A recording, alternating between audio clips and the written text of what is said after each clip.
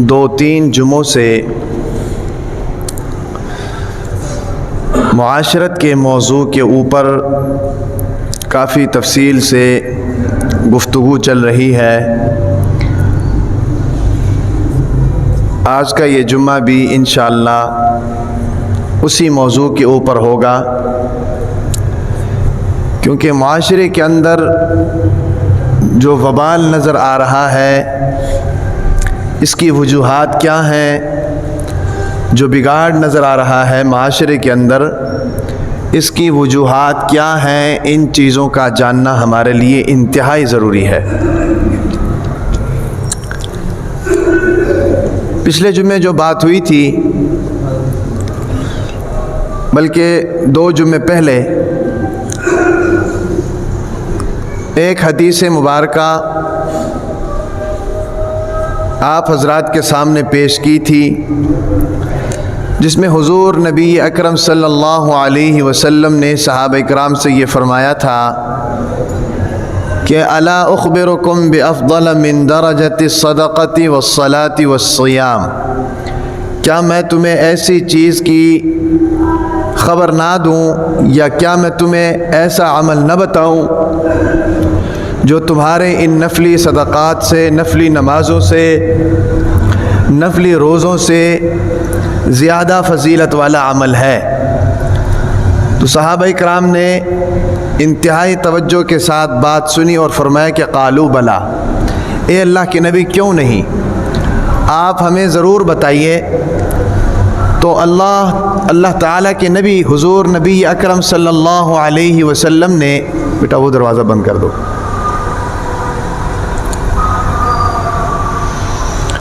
हुज़ूर नबी अकरम सल्लल्लाहु अलैहि वसल्लम ने फ़रमाया कि इस्लाहु ज़ातिल बैन व फ़सादु ज़ातिल बैन ही अल खालिक़ा, कि इन तमाम आमाल से अफजल अमल जो है वो ये है कि आपस में एक दूसरे के साथ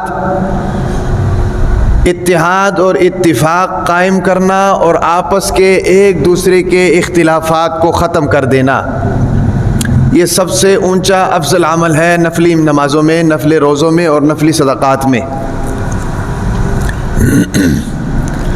उसकी वजह क्या है? फरमाए ही अल हालिक़ा, ये आमाल ऐसे हैं, यानी नाचाकियाँ पैदा करना ऐसी हैं जैसे एक उस्तरा जो है सर के बालों को मूड़ कर सर को बिल्कुल साफ़ कर देता है ना जी, इसी तरीक़े से ये आपस के जो इख्तिलाफ़ात हैं ये इंसान के दीन को मोड़ देते हैं।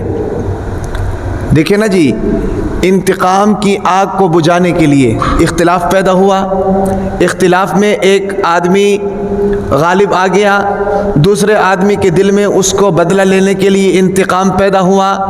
अब वो जनाब अपने उस इंतकाम की आग को बुझाने के लिए कहाँ कहाँ तक नहीं जाता। लोग क्यों कत्ल होते हैं? है भाई, लोग कत्ल क्यों होते हैं? इख्तिलाफ़ की बुनियाद पर। उस इख्तिलाफ़ की बुनियाद पर फ़रीक़ैन के दिलों के अंदर इंतकाम की आग जलती है। उस आग को बुझाने के लिए वो हर जायज़ रास्ता भी इस्तेमाल करते हैं, हर नाजायज़ रास्ता भी इस्तेमाल करते हैं, हलाल रास्ते भी इस्तेमाल करते हैं, हराम रास्ते भी इस्तेमाल करते हैं। तो जब नाजायज़ रास्ते इस्तेमाल करेंगे, हराम तरीक़े इस्तेमाल करेंगे अपने उस आग को बुझाने के लिए या दूसरे फरीक से बदला लेने के लिए, तो ज़ाहिर बात है उसमें उसका दीन का कितना नुकसान है। समझ आ रही कि नहीं? इसलिए हुज़ूर नबी अकरम सल्लल्लाहु अलैहि वसल्लम ने फरमाया कि आपस के इख्तिलाफ़ात जो हैं वो तुम्हारे दीन को मूड़ के रख देंगे। समझ आ रही कि नहीं? तो इस पर तफसीली बातचीत हो चुकी थी। चूँकि ये मौजू ख़त्म नहीं होता तो मैं ये चाहता हूँ कि किसी तरीके से ये सारी बातें छोड़कर अगली बात की तरफ जाएं, ताकि ये मौजू किसी तरीके से जो है ना जी अपने इख्तिताम की तरफ जाए। सवाल यहाँ ये पैदा होता है कि ये जो हमारे मुआशरे के अंदर नफ़रतें फैल गई हैं, है भाई, ये जो हमारे घरों के अंदर नाचाकियाँ पाई जाती हैं, हमारे घरों के अंदर फसाद पाया जाता है, समझ आ रही कि नहीं? ان کی وجوہات کیا ہے؟ ان کی سب سے پہلی وجہ ہے نفرت. سمجھ آ رہی کہ نہیں؟ اختلاف بھی نفرت کی بنیاد پر ہوتا ہے, ابھی لڑائی جھگڑے بھی نفرت کی بنیاد پر ہوتے ہیں. سمجھ آ رہی کہ نہیں؟ تو تمام برائیوں میں سب سے بڑی اور بنیادی چیز جو ہے نا جی وہ نفرت ہے, اور نفرت کی بنیاد پر یہ ساری چیزیں وجود میں آتی ہیں. اور اب نفرت کس بنیاد پر ہے؟ اس کی بہت سی وجوہات ہو سکتی ہیں. مال کی بنیاد پر ہے, اولاد کی بنیاد پر ہے, حسب نسب کی بنیاد پر ہے, طاقت کی بنیاد پر ہے, خوبصورتی کی بنیاد پر ہے. معاشرے کے اندر تو بہت سے رلے ملے سے لوگ رہتے ہیں نا, تو کوئی بھی وجہ ہو سکتی ہے نفرت کی. آواز زیادہ شر کیا ہوں, سمجھ آ رہی کہ نہیں؟ کوئی بھی وجہ ہو سکتی ہے. ان تمام وجوہات کی وجہ سے نفرت وجود میں آتی ہے, اور نفرت کی وجہ سے پھر اختلافات وجود میں آتے ہیں. سمجھ آ رہی کہ نہیں؟ تو معاشرے کے اندر یہ جو تمام برائیاں ہیں نا جی, ان تمام برائیوں میں سب سے بڑا مجرم وہ ہوتا ہے جو نفرتیں پھیلاتا ہے. یاد رکھیں, سمجھ آ رہی کہ نہیں؟ نفرتیں پھیلاتا ہے وہ سب سے بڑا مجرم ہے, اور شیطان بھی اسی سے خوش ہوتا ہے جو نفرتیں پھیلائے. سمجھ آ رہی؟ پچھلے دنوں میں نے بتایا نہیں تھا کہ شیطان کی مجلس لگتی ہے بھائی, اس میں یہ جو شتونگڑے ہوتے ہیں یہ کارگزاریاں سناتے ہیں. کارگزاریاں سناتے ہیں. ایک شتونگڑا آتا ہے, وہ کہتا ہے کہ جی ایک بندہ نماز پڑھ رہا تھا تو میں نے اس سے نماز سے روک دیا, نماز پڑھنے نہیں دیا. شیطان اس کو تھپکی دے کے کہتا ہے شاباش, اچھا کام کیا. دوسرا آتا ہے کہ جناب ایک بچہ پڑھنے جا رہا تھا سپارہ, میں نے اس کو جناب اس کو ایسا ورغلایا کہ وہ سپارہ پڑھنے نہیں گیا, وہ گیموں کے اندر چلا گیا, کرکٹ کھیلنے کے لیے چلا گیا ہے بھائی, یاروں دوستوں کے ساتھ پھرنے چلا گیا, پڑھنے کے لیے نہیں گیا. شیطان کہتا اچھا تو نے بھی اچھا کام کیا. ایک شتونگڑ آتا ہے, وہ کہتا ہے کہ دو میاں بیوی آپس میں ہنسی خوشی کے ساتھ رہ رہے تھے, میں نے ان کے درمیان جناب ایسی تیری لگائی کہ ان کا آپس میں اختلاف پیدا ہوا, اور اس اختلاف کی بنیاد پر طلاق ہو گئی, دونوں کی جدائی ہو گئی. اب جب یہ بات شیطان کو بتایا جاتا ہے نا جی, تو شیطان جناب اپنی جگہ سے کھڑا ہو جاتا ہے, کھڑا ہو کے کہتا ہے کہ کام تو نے کیا ہے, دو محبت کرنے والوں کے درمیان اختلاف کو پیدا کر دیا, دو محبت کرنے والوں کے درمیان نفرت کو پیدا کر دیا ہے بھائی. دو لوگ تھے جن کا آپس میں اتحاد اور اتفاق تھا, تم نے ان کے اندر ایسی پھوٹ ڈال دی کہ ان کا اتحاد بھی نہ رہا, ان کا اتفاق بھی نہ رہا. سمجھ آ رہی کہ نہیں؟ اب دیکھو اس کا کتنا بڑا نقصان ہے, میاں بیوی کے طلاق کا کتنا بڑا نقصان ہے. سب سے بڑا نقصان میاں بیوی کا اپنا ہے بھائی, میاں بیوی کا اپنا ہے. اور خصوصاً آج کل کے معاشرے میں, آج کل کے فتنے کے دور میں, جہاں بے حیائی عروج پر ہے, فحاشی عروج پر ہے, عریانی عروج پر ہے بھائی, ایسے دور میں اگر ایک آدمی اپنی بیوی کو طلاق دے دے, دونوں کے اندر جدائی ہو جائے, تو لازمی بات ہے پھر گناہ میں پڑنے کے تو اندیشے موجود ہیں, گناہ میں پڑنے کے تو اندیشے موجود ہیں. تو سب سے پہلا نقصان تو ان کا ہو گیا.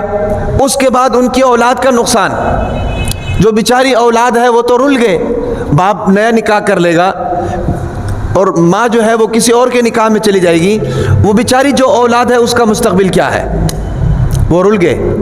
تیسرا بڑا نقصان کیا ہے؟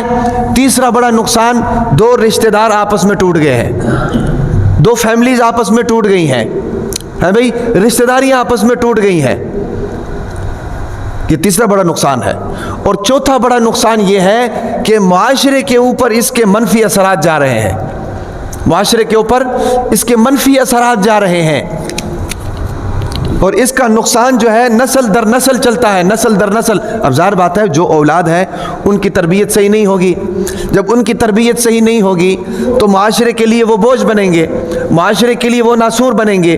وہ جو عمل ان کے ماں باپ نے دہرایا ہے وہ عمل ان کے دل و دماغ کے اندر سوئی کی طرح جناب کھوب گیا ہے. سمجھ آ رہی کہ نہیں؟ سوئی کی طرح ان کے دماغ میں چبھ گیا ہے. معاشرے کے تانے بھی انہوں نے برداشت کرنے ہیں بھائی. جب معاشرے کی طرف سے تانے ملیں گے تو ادھر اولاد کی طرف سے جو ریئیکشن آئے گا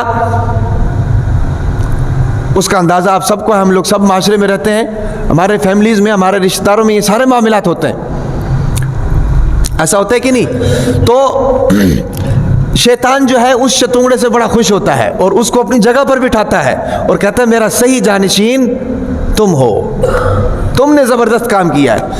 تو میرا کہنے کا مطلب یہ ہے کہ یہ جو نفرتیں ڈالتے ہیں نا آپس میں، معاشرے کے سب سے بڑے مجرم یہ لوگ ہیں، نفرتیں پیدا کرتے ہیں، ایک دوسرے کے لیے جناب تیلیاں لگاتے ہیں، نفرتیں پیدا کرتے ہیں۔ سمجھ آ رہی کہ نہیں؟ اب دوسرا سوال یہ ہے کہ یہ جو ہمارے معاشرے کے اندر جھگڑے پیدا ہوتے ہیں، نفرتوں کی بنیاد پر جھگڑے پیدا ہوتے ہیں، ان جھگڑوں سے کیسے بچنا ممکن ہو سکتا ہے؟ کیسے ہم ان جھگڑوں سے بچ سکتے ہیں؟ کون سا ایسا کام کریں کہ ہم ان جھگڑوں سے بچ جائیں؟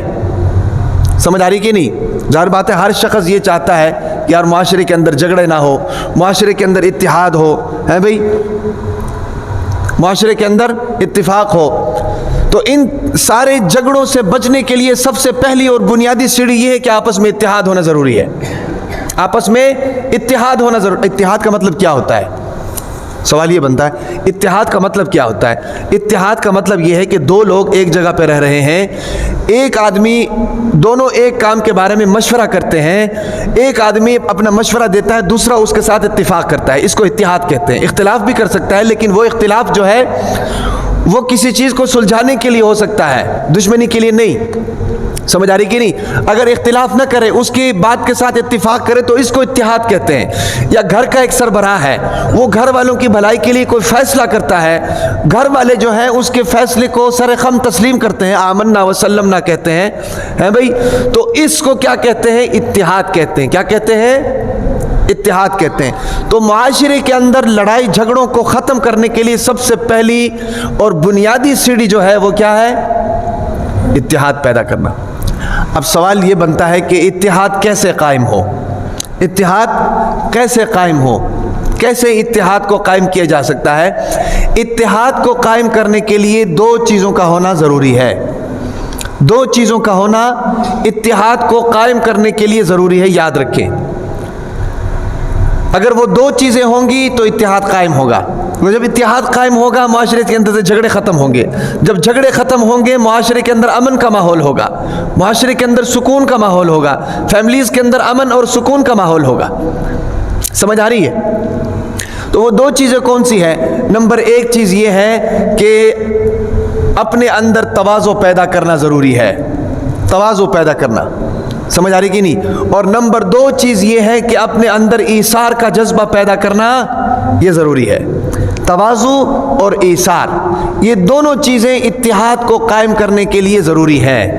سمجھ آ رہی کہ نہیں؟ جب یہ دونوں چیزیں ہوں گی تو پھر معاشرے کے اندر امن آ جائے گا، جھگڑے ختم ہو جائیں گے۔ اب اتحاد کے راستے میں رکاوٹ کیا ہے؟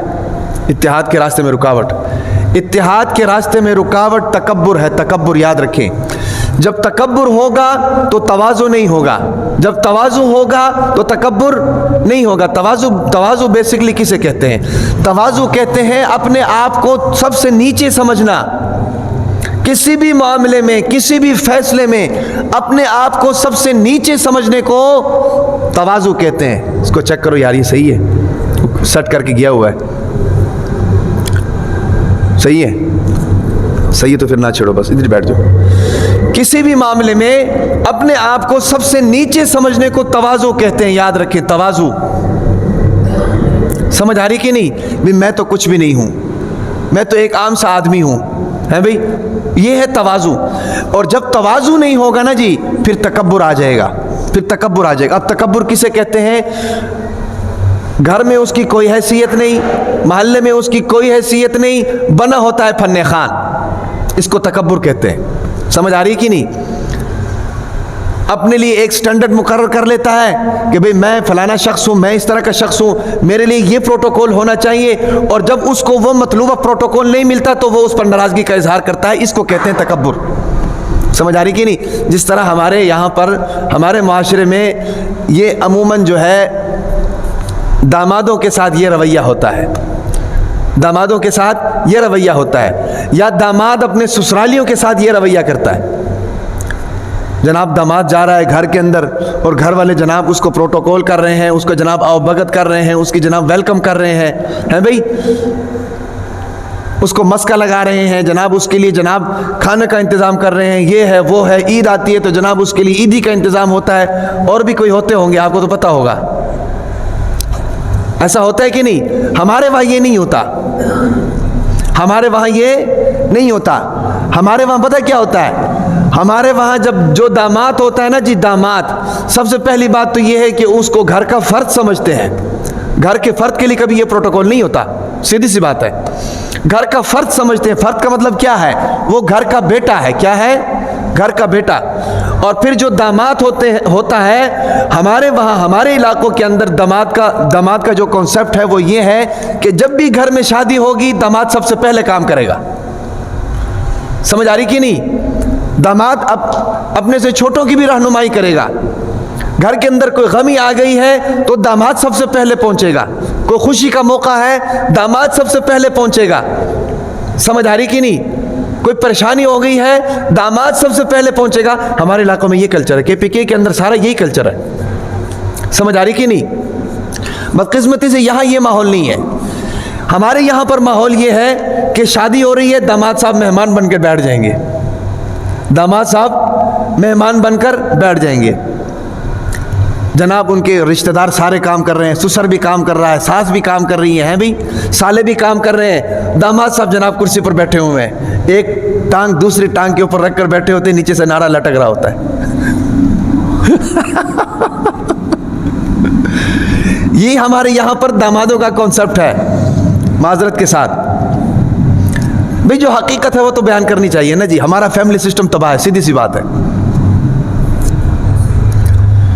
ہمارے یہاں پر یہ ہے، لاہور میں، پنجاب میں، کراچی کا تو پتہ نہیں، لیکن KPK کے اندر یہ نہیں ہے۔ KPK کے اندر جناب شادی ہے، لکڑیاں بھی داماد نے کاٹنی ہے، ہاں بھئی کام کرتا ہے نا بھئی، گھر کا فرد ہے، کام کرتا ہے، آگے بڑھ کر کام کرتا ہے، وزن ہے تو وہ بھی داماد نے اٹھانا ہے، ہاں بھئی کام کاج کا موقع آ گیا داماد سب سے پہلے آئے گا، گھر کا کام کر کے دے گا۔ ایسا کیوں کرتا ہے؟ سوال یہ پیدا ہوتا ہے، ایسا اس لیے کرتا ہے کہ وہ داماد ان کو اپنا ماں باپ سمجھتا ہے، گویا کہ وہ حقیقی ماں باپ تو ہے نہیں، لیکن ان کو اپنا ماں باپ سمجھتا ہے، ان کو اپنا رشتہ دار سمجھتا ہے۔ یہاں پر تو داماد جو ہے نا جی، داماد نے آپ کی بیٹی کے ساتھ نکاح کر کے آپ کے اوپر احسان کیا ہوتا ہے، داماد نے آپ کی بیٹی کے ساتھ نکاح کر کے آپ کے اوپر احسان کیا ہوتا ہے۔ مصیبت یہ ہے ہمارے وہاں پر یہ نہیں ہوتا، KPK میں۔ بات کہاں سے چل رہی تھی؟ ہاں، بات چل رہی تھی تکبر سے۔ تو جب تکبر ہوگا تو تواضع نہیں ہوگا، سیدھی سی بات ہے، جب تکبر ہوگا تو تواضع نہیں ہوگا۔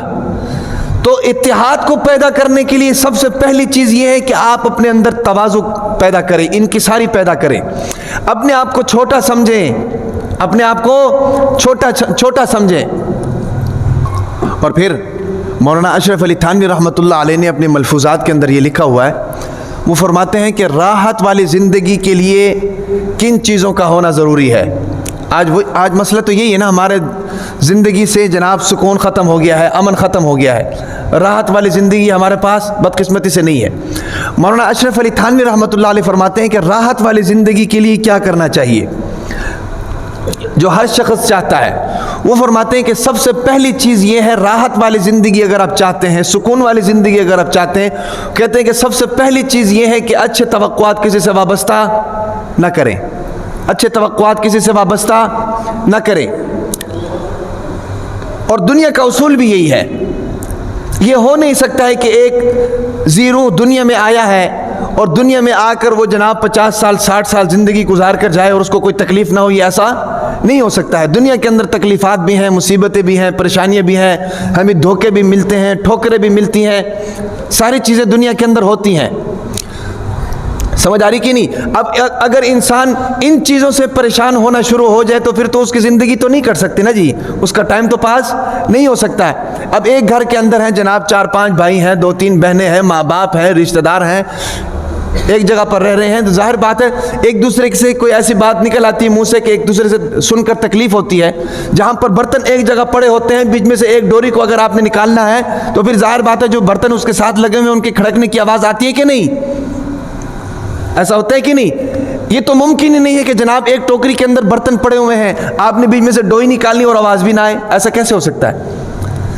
تو جب ہم معاشرے کے اندر رہتے ہیں، معاشرے کے اندر رشتہ دار، فیملی ہے، محلے دار ہیں، جناب آس پڑوس ہیں بھائی، ساری چیزیں ہیں، رلی ملی زندگی ہے، معاشرہ رلی ملی زندگی کو کہتے ہیں، تو اس کے اندر تکلیفوں کا آنا، پریشانیوں کا آنا، تو یہ تو ضروری بات ہے۔ وہ تو جنت ہے جہاں پر کوئی پریشانی نہیں ہے، کوئی ٹینشن نہیں ہے۔ دنیا کے اندر تو قدم قدم پر ٹینشن ہے بھائی، اولاد کی طرف سے ٹینشن مل رہی ہے، شوہر کو بیوی کی طرف سے ٹینشن ہے، بیوی کو شوہر کی طرف سے ٹینشن ہے بھائی کو بھائی کی طرف سے پریشانی ہے، ایسا ہوتا ہے کہ نہیں؟ تو مولانا اشرف علی تھانوی رحمۃ اللہ نے فرمایا ہے کہ اگر آپ ان ٹینشن سے بچنا چاہتے ہو تو ایک راز کی بات جو ہے نا جنہوں نے بتائی، وہ فرمایا کہ کسی سے اچھے توقعات وابستہ نہ کرو، کسی سے اچھے توقعات وابستہ نہ کرو۔ ظاہر بات ہے انسان خیر اور شر دونوں کا مجموعہ ہے، انسان خیر اور شر دونوں کا مجموعہ ہے۔ وہ فرماتے ہیں ہمیشہ اپنے ذہن میں یہ بات رکھو کہ اس سے مجھے کبھی نہ کبھی تکلیف پہنچے گی، اس سے مجھے کبھی نہ کبھی تکلیف پہنچے گی۔ جب یہ چیز ہمارے ذہن میں ہوگا نا، یہ چیز ہمارے ذہن میں ہوگی کہ یار اس سے مجھے کبھی نہ کبھی تکلیف پہنچے گی، تو جس وقت اس سے تکلیف پہنچی تو اس کی ٹینشن نہیں ہوگی پھر، کیونکہ ذہن پہلے اس کے لیے تیار ہے، ذہن کو پہلے ہی آپ نے تیار کیا ہوا ہے، ذہن کو پہلے ہی آپ نے سمجھایا ہوا ہے کہ بھئی یہ انسان ہے، اس کے اندر خیر بھی ہے شر بھی ہے، اگر اس کی طرف سے بھلائی پہنچ گئی تو اللہ کا شکر ادا کرو، وہ تو بڑی خوش قسمتی ہے۔ آج کل کے دور میں کسی سے فائدہ مل جائے، سمجھ آ رہی بات کی کوئی کہ نہیں؟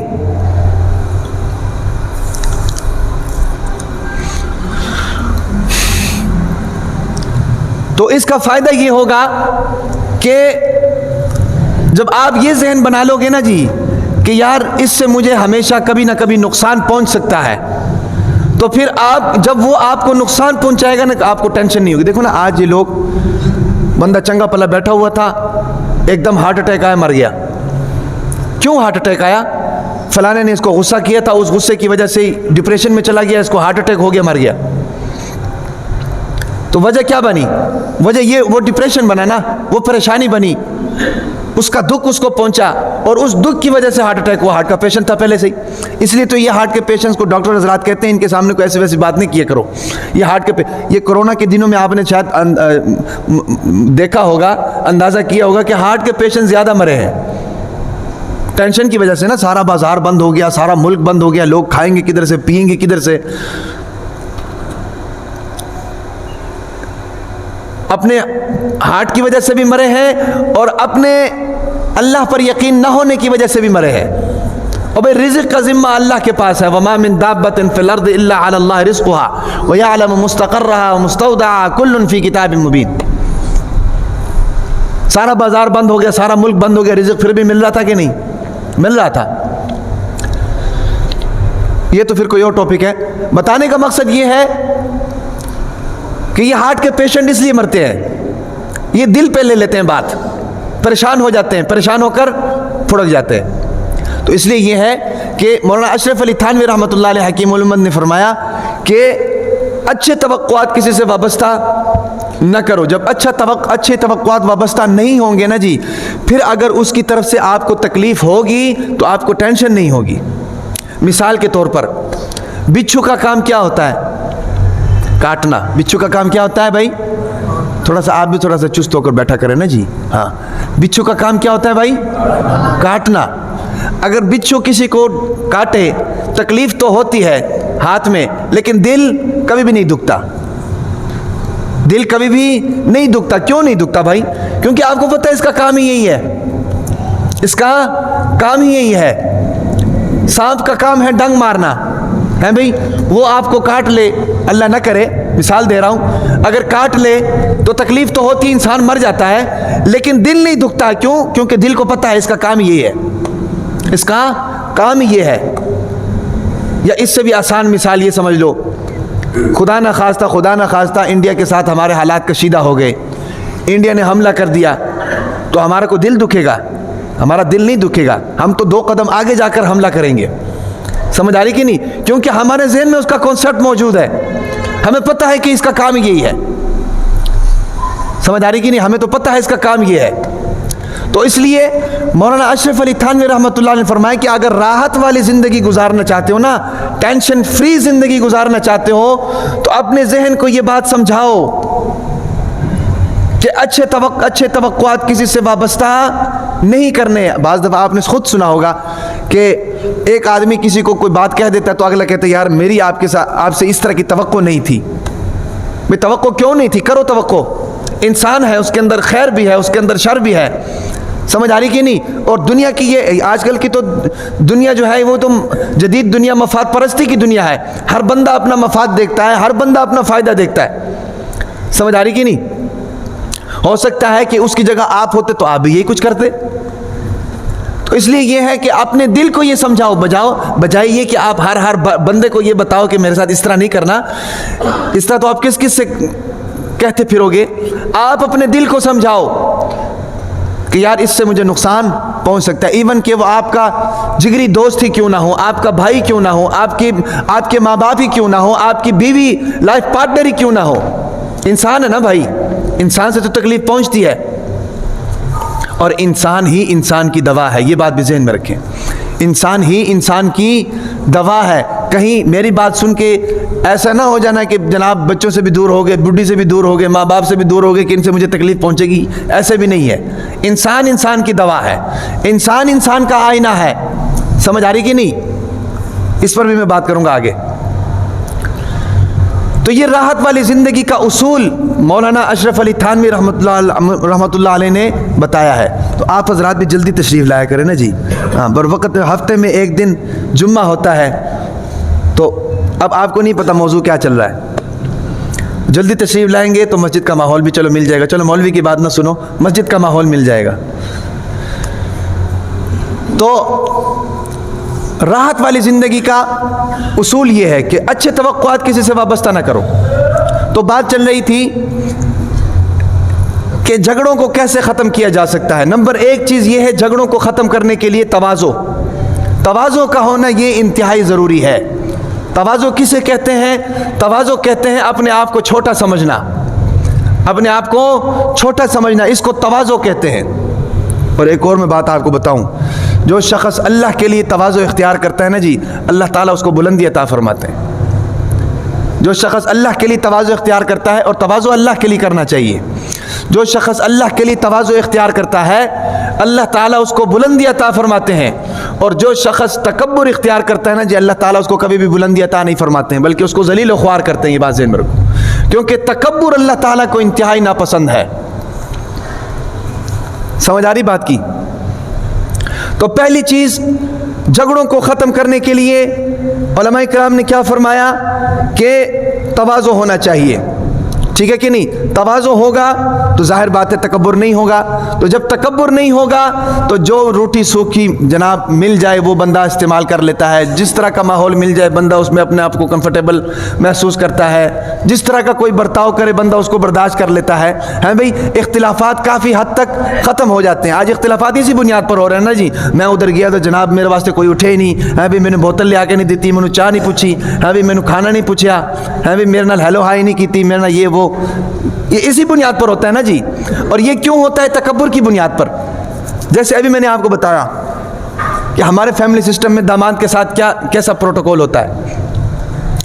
تو تواضع پہلی چیز ہے، جھگڑوں کو ختم کرنے کے لیے تواضع ہونا چاہیے۔ اور پھر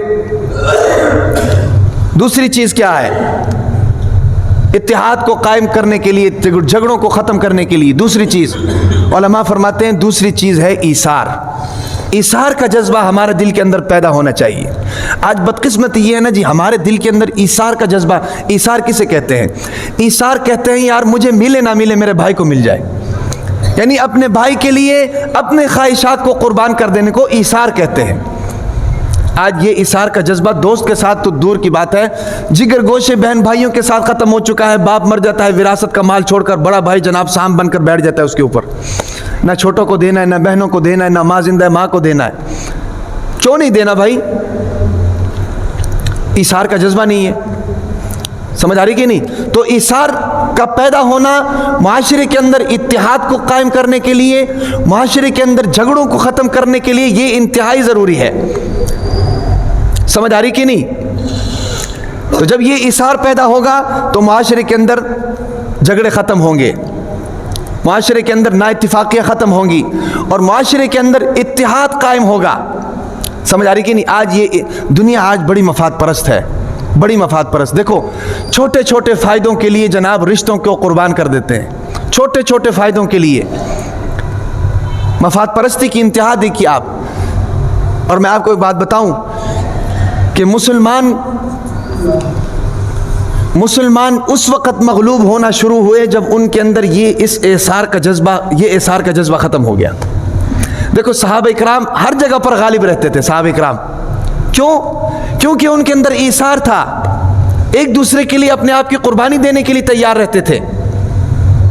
سمجھ آ رہی کہ نہیں؟ صحابہ اکرام رضوان اللہ علیہم اجمعین کی آپ زندگیاں اٹھا کر دیکھ لیں، کیا کیا مثالیں میں آپ کے سامنے پیش کروں۔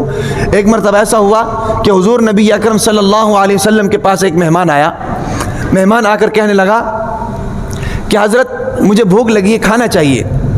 حضور نبی اکرم صلی اللہ علیہ وسلم کے گھر میں کھانا نہیں تھا، اللہ کے نبی نے اعلان کیا کہ بھئی کون ہے ایسا شخص ہے جو ہمارے مہمان کو ایک رات اپنے پاس ٹھہرائے، اس کو کھانا کھلائے۔ ایک انصاری صحابی کھڑا ہو گیا، ایک انصاری صحابی کھڑا ہو گیا اور کھڑا ہو کر جناب اس کو لے گیا اپنے گھر میں، اور اپنے گھر میں جا کر اپنی بیوی سے کہا کہ اللہ کے نبی کا ایک مہمان آیا ہوا ہے، اس کے لیے آپ کھانے کا انتظام کریں۔ تو بیوی نے کہا کہ گھر میں سوائے گھر والوں کے جوگے کھانا موجود ہے، اس سے زیادہ کھانا گھر میں نہیں ہے جو آرام سے ہم کھا سکیں اور ہمارے 2-3 بچے کھا سکیں، مہمان کے لیے کھانا نہیں ہو سکتا۔ تو شوہر نے کہا ایسا کرو کہ بچوں کو بہلا کر سلا دو، بچوں کو بہلا کر سلا دو اور کھانا مہمان کے پاس لے آؤ، اور چراغ صحیح کرنے کے بہانے چراغ بجھا دو، ہم صرف ہاتھ ہلاتے جائیں گے، مہمان کھانا کھاتا جائے گا۔ ہاں، نبی کا مہمان بھوکا نہیں رہنا چاہیے، نبی کا مہمان بھوکا نہیں رہنا چاہیے۔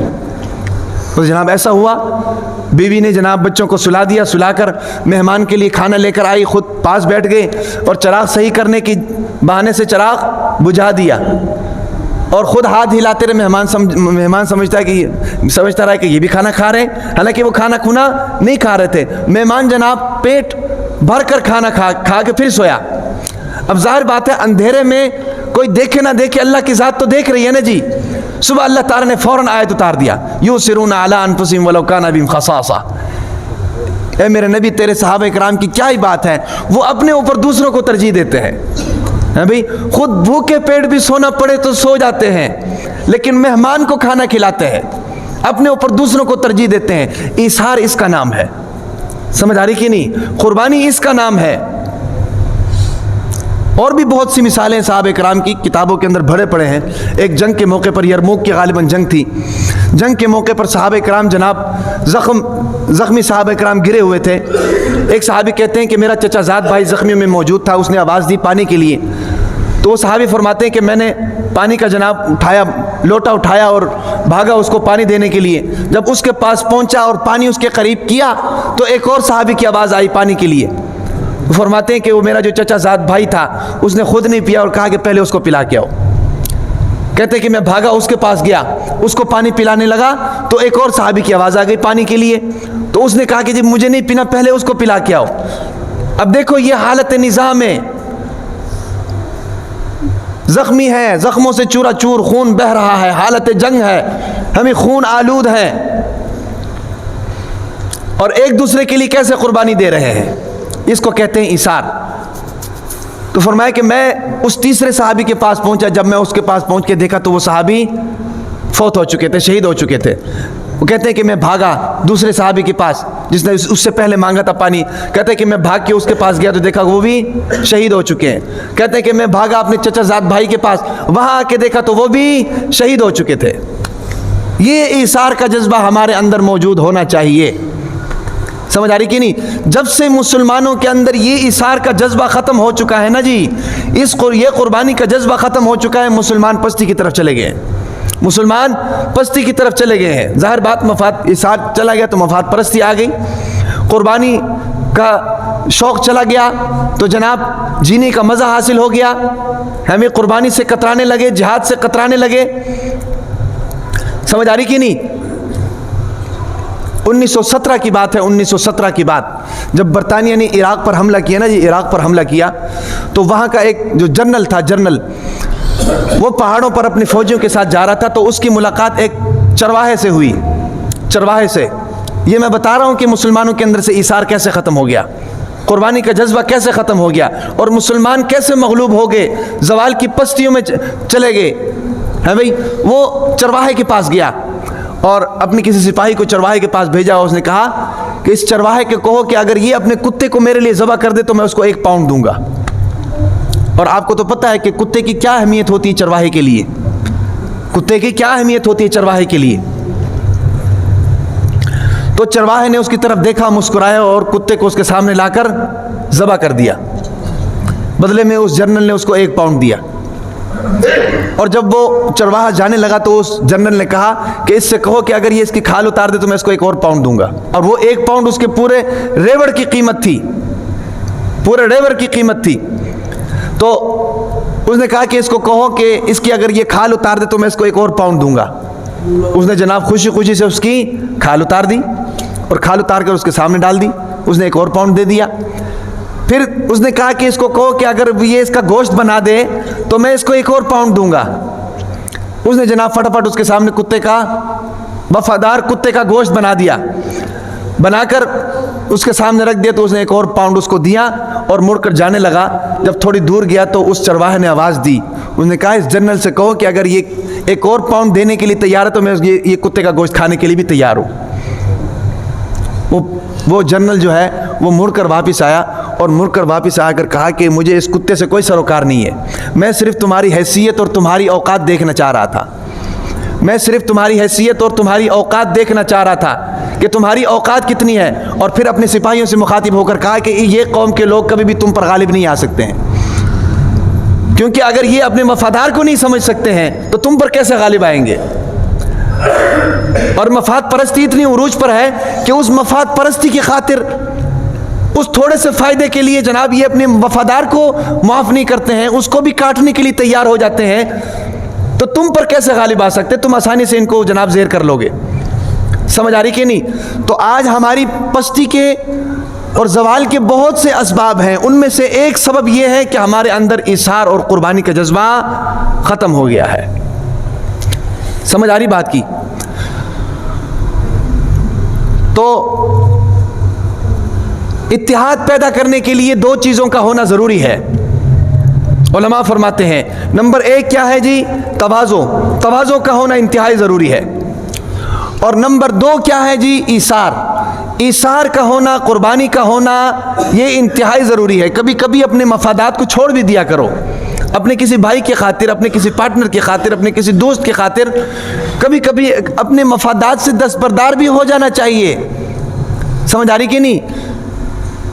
مسلمانی صرف اسی کا نام نہیں ہے کہ بھئی آپ جناب روزے پورے رکھو، نمازیں پوری پڑھو، زکوٰۃ دو، حج ادا کرو۔ بھئی کبھی کبھی قربانی کا جذبہ بھی پیدا ہونا چاہیے دل کے اندر۔ سمجھ آ رہی کہ نہیں؟ حدیث کے اندر ایک واقعہ لکھا ہوا ہے، ایک تاجر کا واقعہ لکھا ہوا ہے۔ حضور نبی صلی اللہ علیہ وسلم نے فرمایا کہ ایک تاجر کو اللہ کے سامنے پیش کیا گیا تو اس کا نام اعمال دیکھا گیا تو اس کے نام اعمال میں کوئی نیکی نہیں تھی۔ اللہ نے حکم دیا کہ اس کے نام اعمال کو دیکھو، ہو سکتا ہے کوئی نیکی نکل آئے۔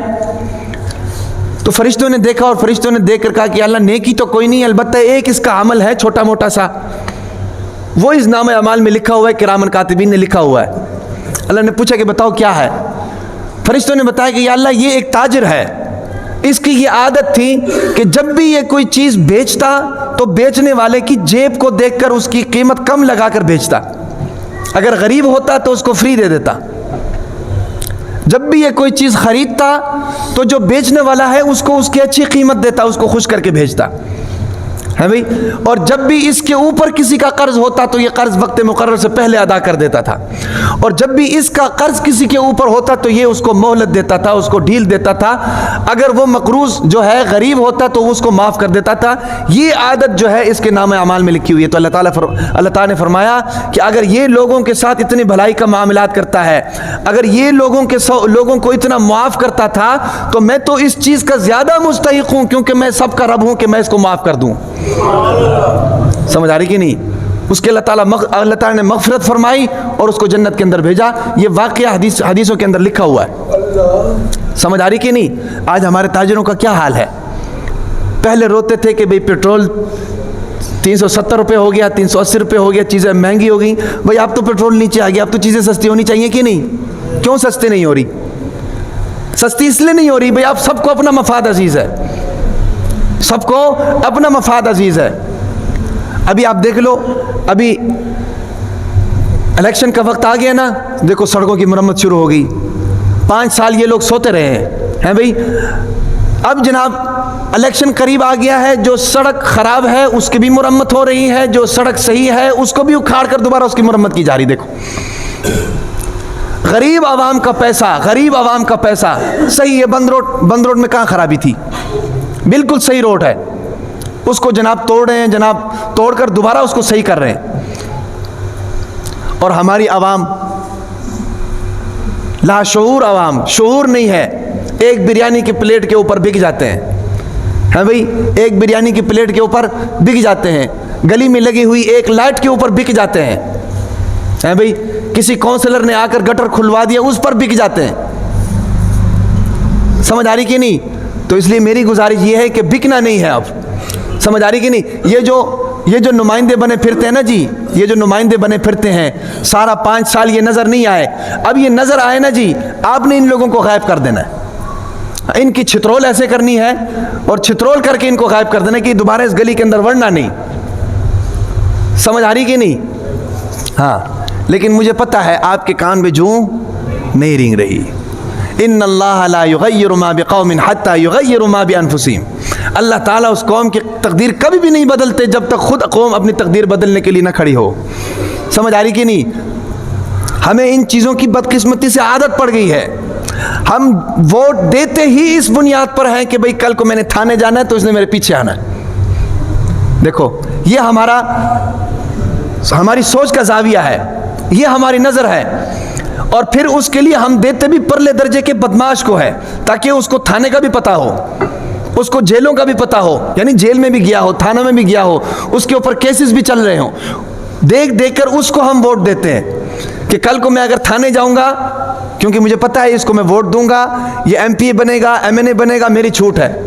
میں چاہے جناب یا چوک پہ کھڑے ہو کر جتنے مرضی نمبر لگاؤں, جتنے مرضی جوئے کھیلوں, جتنے مرضی سٹے لگاؤں, ہیں بھئی, جتنے مرضی جناب لوگوں کے جیب کاٹوں, جتنے مرضی دھوکہ دوں, جتنے مرضی لوگوں کے جناب پلاٹ جناب قبضہ کر لوں, پلاٹوں پر زمینیں ہڑپ جاؤں, بالآخر اگر میں نے جیل جانا ہے تو میرے پیچھے آنا اسی نے ہے. ان دونوں کی آپس میں کمٹمنٹ ہوئی ہوتی ہے, گویا کہ زبان سے تو نہیں ہوئی ہوتی, حرکات اور سکنات دونوں کی ایک جیسی ہوتی, سب کو پتہ ہوتا ہے. سمجھ آ رہی کہ نہیں بات کی؟ میں کس کو سمجھا رہا ہوں؟ اللہ تعالی ہم کو سمجھنے کی توفیق عطا فرمائے. چلو اور کچھ نہ صحیح, آمین تو کہہ دیا نا.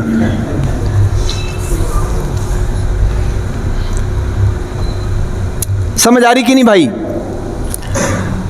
تو علماء کرام فرماتے ہیں اتحاد اور اتفاق پیدا کرنے کے لیے 2 چیزوں کا ہونا ضروری ہے. نمبر 1 کیا ہے بھائی؟ تواضع.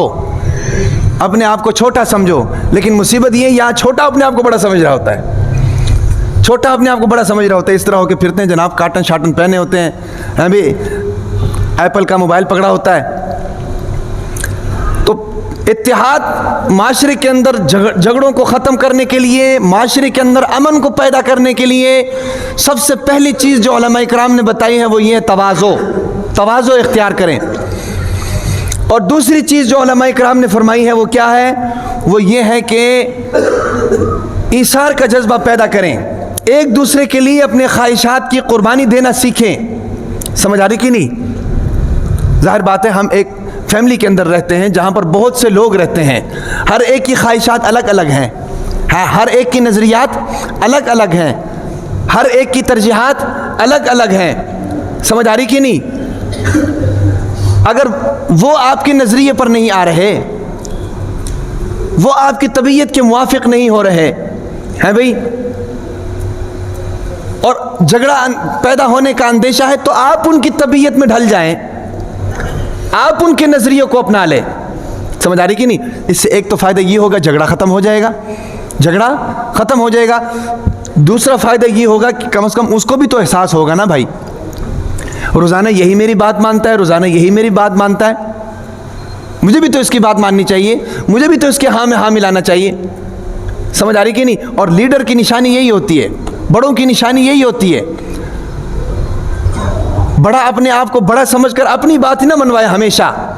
سمجھ آ رہی کہ نہیں؟ کبھی اپنے ماتحتوں کی بھی بات ماننی چاہیے۔ ہو سکتا ہے کہ ماتحت جو بات کر رہے ہوں وہ صحیح ہو، بڑا جو بات کر رہا ہے وہ غلط ہو۔ سمجھ آ رہی کہ نہیں؟ تو اس لیے یہ ہے کہ اگر آپ یہ چاہتے ہیں کہ ہمارے گھر کے اندر امن قائم ہو جائے، ہمارے گھر کے اندر سکون قائم ہو جائے، ہاں بھئی ہمارے گھر سے جناب لڑائی جھگڑے ناچاکیاں ختم ہو جائیں، تو اس کا بہترین اور آسان حل جو میں نے بتایا ہے، جو علماء اکرام نے بتایا، وہ یہ ہے، نمبر ایک یہ ہے کہ آپ اپنے اندر تواضع کو پیدا کریں، ٹھیک ہے نا جی؟ آپ اپنے آپ کو چھوٹا سمجھیں، چاہے آپ بڑے بھی ہیں آپ اپنے آپ کو چھوٹا سمجھیں۔ اور دوسرا یہ ہے کہ آپ اپنے اندر ایثار کا جذبہ پیدا کریں، قربانی کا جذبہ پیدا کریں، اپنے دوست احباب رشتہ داروں کے لیے اپنی خواہشات کو قربان کرنے کا جذبہ پیدا کریں۔ جب یہ دو صفات ہم اپنے اندر پیدا کریں گے تو ہمارے معاشرے کے اندر سے، ہمارے گھروں کے اندر سے، ہمارے معاملات کے اندر سے، ہمارے اداروں کے اندر سے ہمیشہ کے لیے لڑائی جھگڑے ختم ہو جائیں گے۔ اللہ تبارک و تعالی ان تمام باتوں پر عمل کرنے کی توفیق عطا فرمائے۔